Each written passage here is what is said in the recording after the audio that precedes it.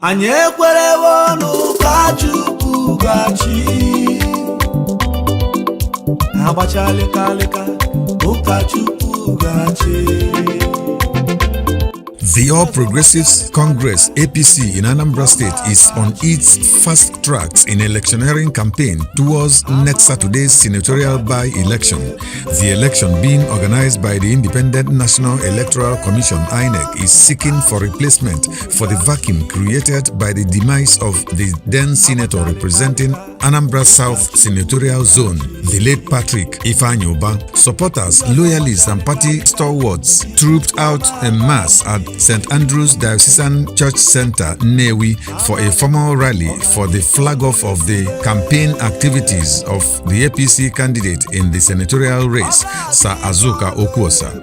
The APC governorship candidate for the November 8 Guber election in Anambra State, Prince Nicholas Ukachukwu, led the campaign trail, which had in attendance state and local government party executives of APC.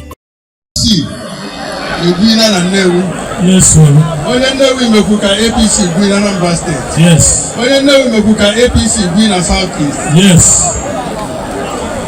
Like if APC will win. Amen. Progress.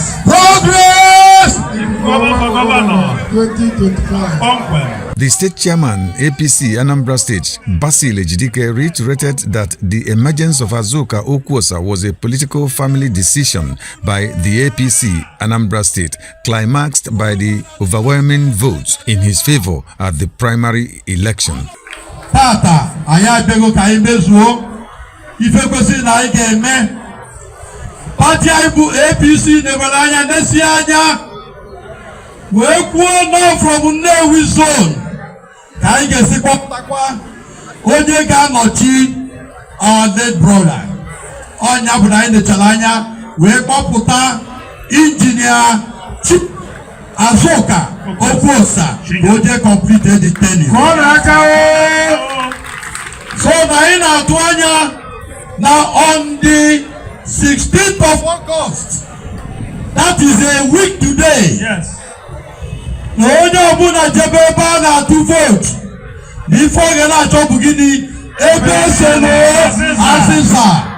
Ejidike had earlier reminded Nnewi that Nnewi had been given a due prominent position in the APC Anambra State by virtue of past political antecedents. Ndị Nnewi ekene m unu. Unu mana the last time anyị bịara ebe a, anọ na meeting ahụ wee declare Nnewi North as the center of APC in Anambra State. Yes. And today, una confirm kwago that your position. In Jesus' name. Amen. The Director General Azuka Okwuosa campaign organization reassured party faithful that available evidence shows that the wards in Nnewi South are queuing behind APC and all the candidates on its platform. My chairman, from Amoka, Nihala local government, to Okwuosa, Norumba South, Nacha, APC. Yes. I want to report to you that in all the wards in Anambra South Senatorial Zone, APC, well, a 10 persons polling unit executive who will, on the day of the election, bring at least 5 other persons, and if you multiply it across the 7 local governments of Anambra State, of Anambra South, it is a winning formula. Yes. APC Zonal Secretary Anambra South Dozie Ikedife said Azuka Okwuosa as a senator shall continue from where the political sage of Anambra South, late Patrick Ifeanyi, stopped in the provision of infrastructure and needs of Nnewi, while Nicholas Ukachukwu provides workable environment from the home front. Na ije ejikọsi aka ọnụ kwado Azuka Okwuosa ka o je complete the tenure of Ife Anyi. When I say now, you don't need now, if I'm a Babylon, you don't need now, if I'm a Babylon, no Babylon, no Mudim, no which no Rago. Now, Azuka, Okwuosa, by your senator, I have done an atlas, they complete all those projects. Oh,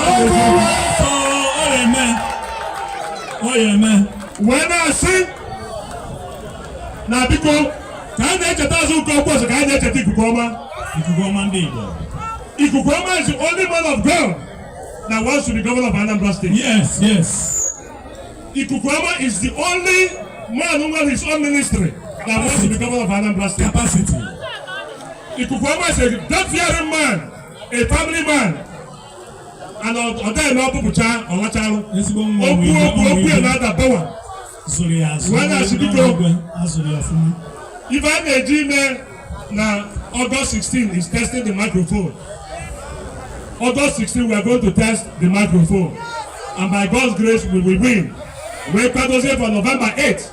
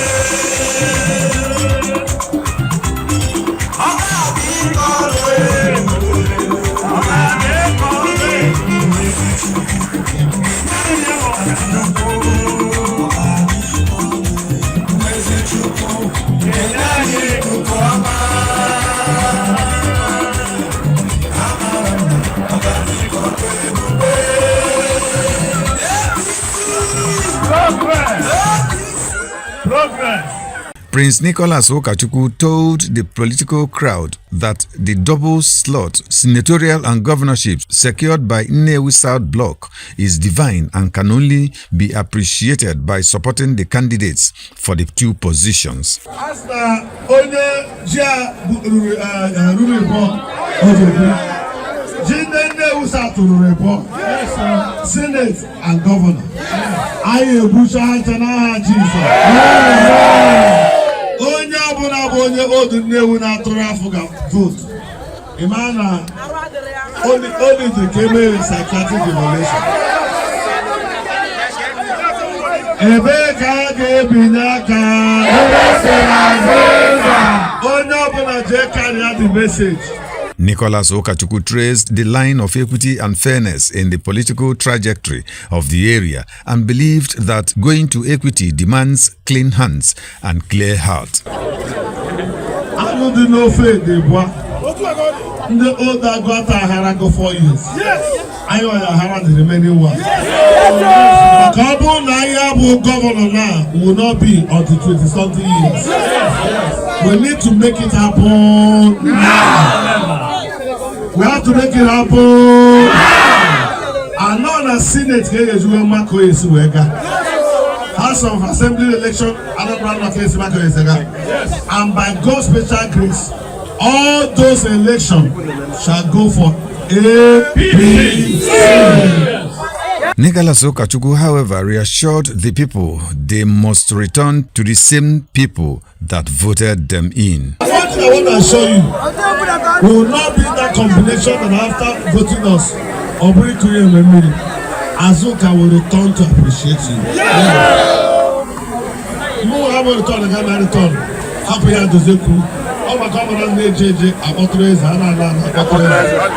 But we need to fix our people.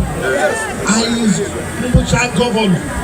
When they better buy the new a man of the republic. Yes. All I make Ozu Sikisi. Any can the negative. Azuka Okwuosa cast the minds of the people back to all that made the by-election in Anambra South Senatorial Zone necessary and the role the late Senator Patrick Ifeanyi had played, and called for support. Otano na oche a na-ekwu okwu ya bụ oche APC, Senator of APC. anyị na mmadụ amanzi in Jesus name. Onye rapụrụ oche a bụ nkwute nwanne anyị nwoke na-akpọ Gile Senator Patrick Ukachukwu ebe ụzọ na Nnewi. Nwaamadi a ji unknown party je na be m ọgụta ọkụ ụgbọ na-abụ wile Senate the first time, wile the second time. Ọ dịghị na be mmadụ ka ọkụ ga-anyere anyị. The only way we can immortalize him is to make sure in this coming Saturday we vote massively for APC. We represent November 8th, which will be another tsunami. So that I want this victory, the man I hear make immortalized. Why when we get well to a problem with the Gilon and Navy, now this senatorial zone. The political campaign rally witnessed the admission of a decampi from the All Progressives Grand Alliance, ABGA, Nnamso Nwaforizu, into the APC. APC. In Jesus' name.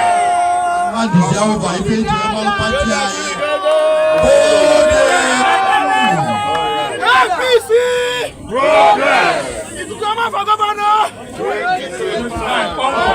Okwuosa for Senate, 2025. We have